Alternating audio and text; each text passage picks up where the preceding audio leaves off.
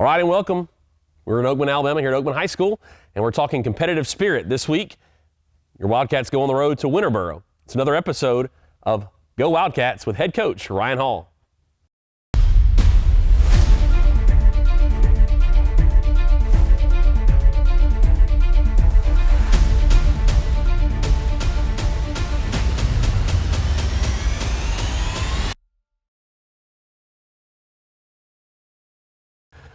Okay, Coach, so when we opened the season, one of the things we talked about was baggage free, and part of that was just eliminating all the things that pull you down as a player so that you can just lock in and focus and play. Well, that playing, that focus, might be defined here, what we're talking about today is competitive spirit, just dialing in and competing. Talk to us about what that looks like.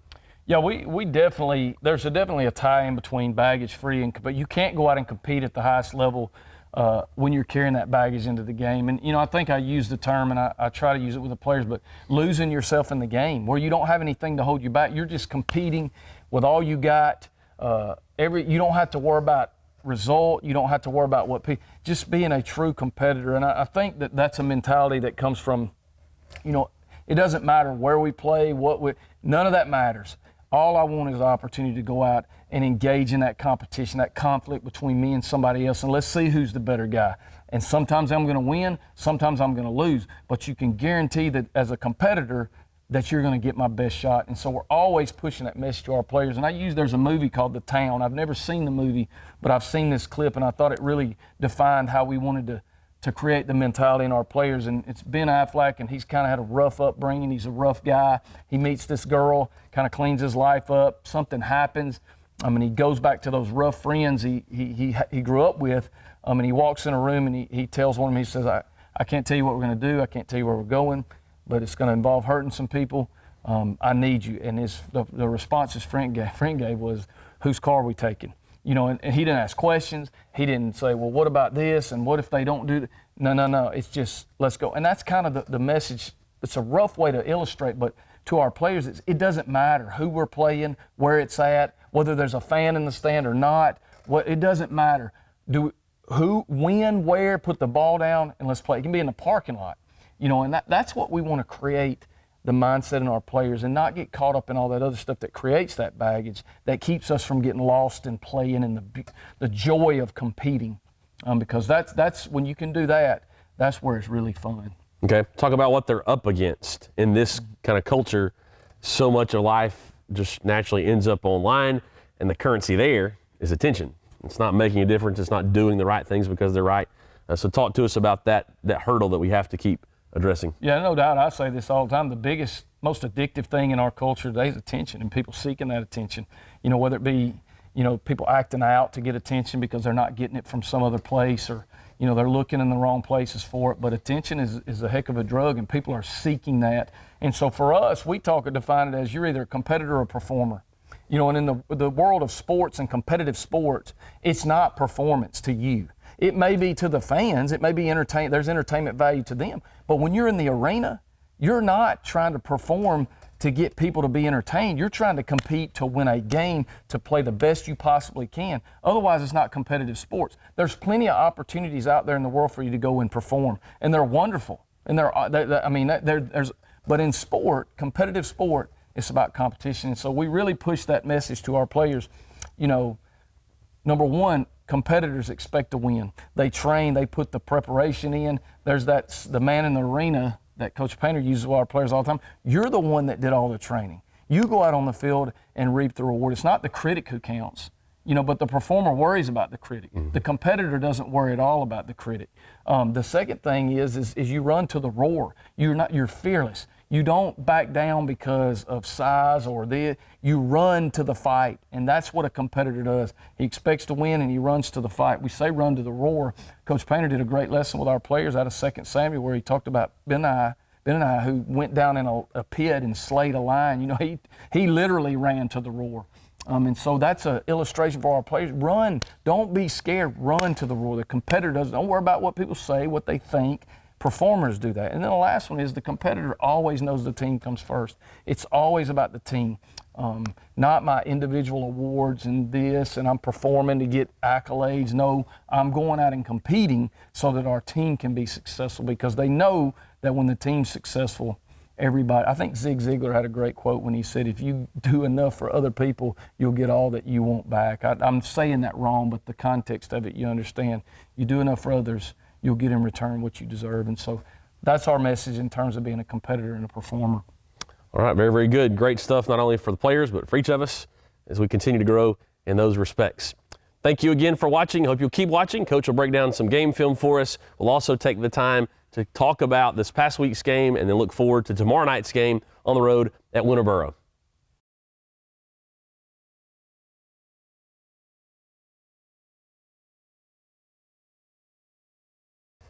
All right, joining us today, we got band director, Mr. Casey Woods.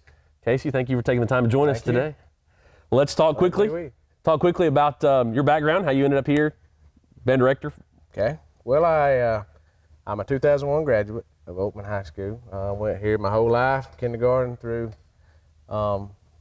graduating, and went to Bevel, did a couple years there, and then went on to UNA and got my degree in music, and came back in 2008. So this is my 15th season. Wonderful. As band director, so it's been a good run.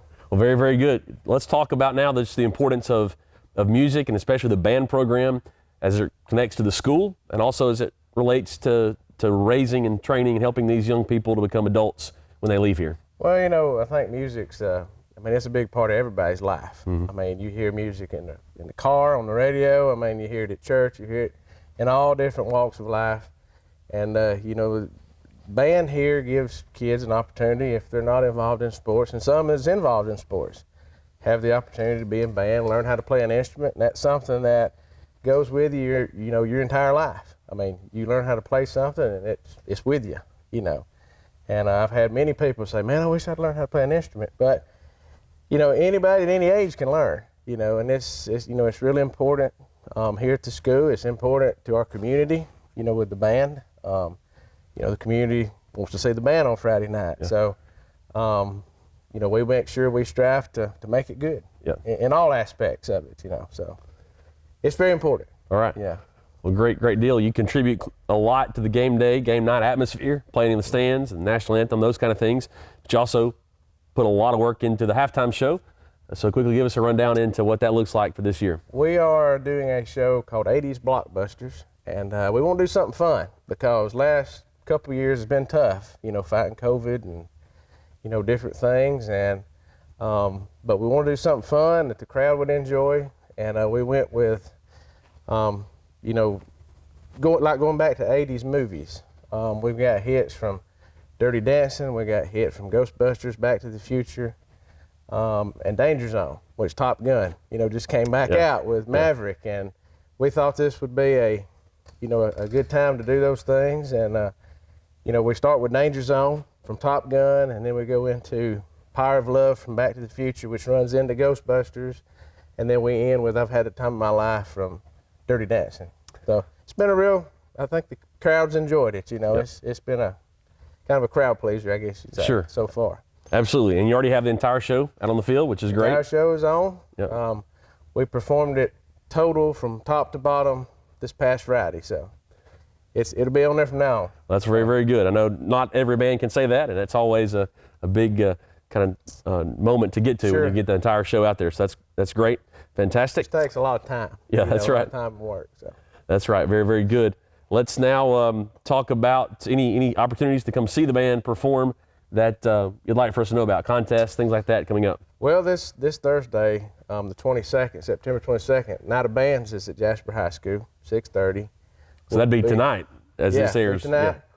Yeah. We will be performing there about 7:25, which all the county bands, all Jasper City bands will be there. And then in October, we're going to Dora. Dora's having a competition this year. October 15th, we'll be at Dora. October 22nd, we'll be at Hansville High School. So those will be our two competitions. All right, very, very good. So Jasper High School tonight, at what time again was that? 6:30. 6:30. All right, very, very good. Hope that you can check the Wildcats out, as well as the rest of the bands from the county there at Night of Bands, and also look into these other contests just to go support them at those. Casey, thank you for taking the time to join us. This has been awesome.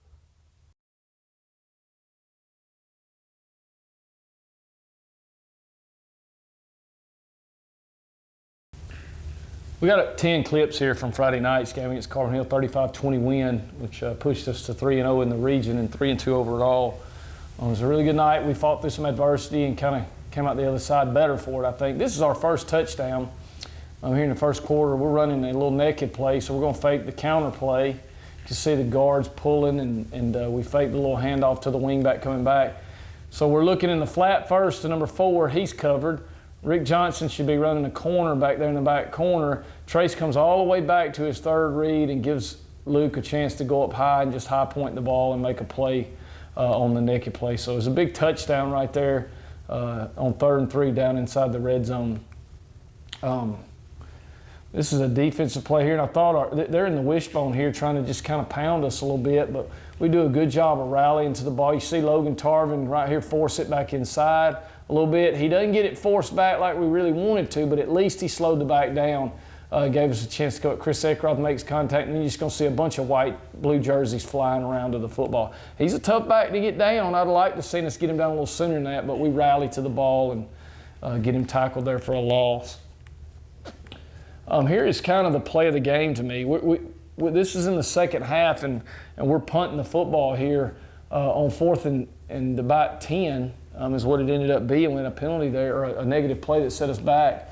Momentum's kind of in their favor, but Trace does a great job right here of pinning them down.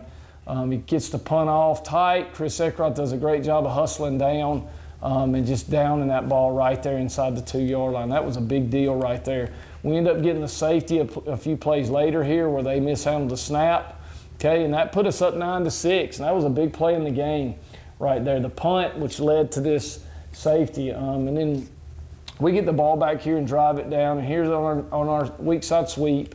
We've ran this quite a few times this year. Bridger does a good job of stretching it out, cutting up inside the block there by Landon Lee. Landon Lee 66, good job right there pulling through on the plus by Trace Cagle, the quarterback. You'll see our quarterback, a lot of times we send him to the backside of this play, but number 9 goes through. He's got his eyes inside, and he picks up that last block right there, which gets Bridger to the end zone. That's a big deal right there. That was a big touchdown. It kind of stretched it for us. Another defense play, again, they're in the wishbone, running a little toss play. Again, you see blue jerseys flowing to the football, kind of stretching it out, making him cut it back. Hey, and again, we do a good job of rallying, guys all around him, surrounding him, and then taking him down. Good job by our defense right there. It's one of our 3 touchdown passes Trace had. This was his second. We run a little vertical right here. Okay, we got the matchup 1 high. Okay, he takes a shot over here. You see the safety move. Watch the safety move in the middle of the screen, which gives us a one-on-one on the backside, and he's able to throw that right there to Kason Dickerson for the 19-yard touchdown pass. Another defensive play here. I thought guys just getting after it. Kason Dickerson runs through, gets his hand on him, and then Peyton McLemore kind of chases him down there at the back. He did a really good job, Peyton did, of getting after it and competing all night long. Was our defensive player of the week.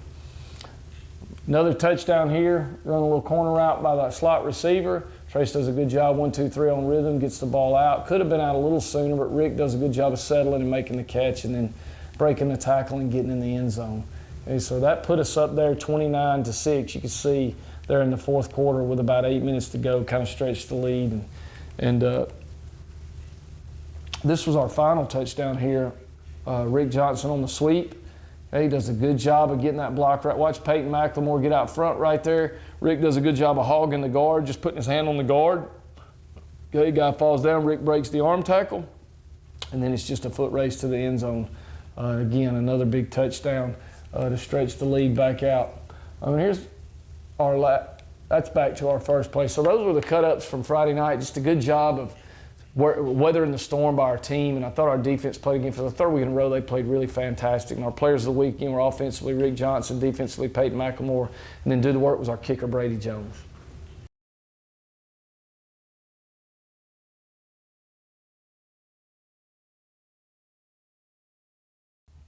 Okay, Coach, let's talk football. Congratulations again. Another win. That's 3 wins in a row, 3rd region win in a row, which is obviously incredibly important. And it's a 35-20 win over Carbon Hill. Let's just talk quickly about the competitive spirit of the team in that victory. Yeah, I think it showed. It was first of all, we're excited to be 3-0. First time we've been 3-0 in the region since we've been here, and I think that's a big deal and a testament to our kids and them rebounding and staying the course through some rough times early. But they've grown and they continue to grow, and we're really proud of that. So the game kind of started like it was everything that could have gone wrong went wrong. The onside kick, we had 3 turnovers in the first half. We get in at halftime. I tell the kid, I get on them a little bit, and then I tell them through all that we're up 7-0. So we just got to go out and figure out how to get over this hump. And a week from now, if we win the game, nobody even remember that. So we go out. The first drive, they score to make it 7-6. We get the ball back, go 3 and out, but that's when the game kind of changed. We had a great punt by Trace. Chris Eckroth did a great job of running down, covering it. Something that Coach Ward works with those guys on every week. Downs it inside the 2. We get the safety out of that, and then it kind of the momentum changed in our favor. And from that point on, we did a really good job of executing. We felt like we'd wear them down at some point just because of the nature of how we play offensively, and that we felt like that happened. So happy about the win. Some things we got to clean up in the first half, but sometimes that's expected with a young team. A lot of that had to do with Carbon Hill. They had a great plan. 23 was a great player. 3 was a great. We had some stuff that we had to deal with throughout the game to make adjustments, and the kids did a good job of handling that. All right, who stood out? Who were the players of the game? Yeah, offensively, Rick Johnson was our offensive player of the week. He had over 100 yards rushing and also called a touchdown pass. Had a big punt return. He had a lot of things he did well on Friday night. But one of the things he did really that we've challenged our players with a lot lately is he played well without the ball. He did a good job in the fake game and then blocking, and just did a nice job with when he didn't have the ball in his hand. We're proud of him for that. And then Peyton McLemore was our defense player of the week. Peyton's playing at a high level. He's got a high motor. So thankful that he's decided to come out and play football. He's been a difference maker for us, and we're excited about his future. But he had a big sack there at the end of the game that kind of closed the game out, and he was disruptive all night. So he was our defense player of the week, and our do the work player of the week was a neat little story. Brady Jones is a 9th grader that's been playing linebacker and some blocking back and just kind of trying to figure out where he fits. Plays on the scout team a lot during the week, but during pregame, Coach Ward had him out there sky kicking, and he comes off the fence and says, "Coach, he's the best we got at sky kicking. We need to use him tonight." So we wanted to try to kick it away from those 2 guys. They had 2 guys that could take it to the house. So Brady did it and executed it perfectly. I think they fair caught all of our kicks. So it was really neat for a kid like that that's kind of trying to find his way in the football program. For him to be able to go out as a 9th grader and contribute to a win is pretty awesome. So he is our do the work player of the week. Very good. Congrats to Rick, to Peyton, and to Brady on those awards this week. Let's now talk about tomorrow night. Mm-hmm. Road game, step out of region play for a week, and you're playing at Winterboro in the tiny little town of Alpine there in Talladega County. Talk to us about what we can expect. Sure. That's, they were a 1A playoff team last year. I think they made it 2nd round and always have a good core of athletes. They got some big kids. They'll have more 300-pounders than we've probably seen all year. So, up front, we'll have to do a good job of playing with good pad level and getting a body on a body. And they can run around a little bit. I think that their quarterback's kind of a big physical kid. They run the ball a lot. So we'll have to tackle and kind of contain, kind of how we did Friday. But it's a good test for us. Anytime that our players, because of our experience level, anytime they get to go out and play a game, that's a great thing for them because they're only going to get better. They're going to learn. And, last Friday night was a great learning experience for them. Had to fight through some things that didn't go our way, and they never checked up, kept fighting. So, be another opportunity for that. So we're excited. We'll make a day trip out of it tomorrow and just kind of do some things fun with the kids. Maybe it'll be something that they'll look back on and create a memory for them. All right, great. We hope that you'll join the Wildcats on the road.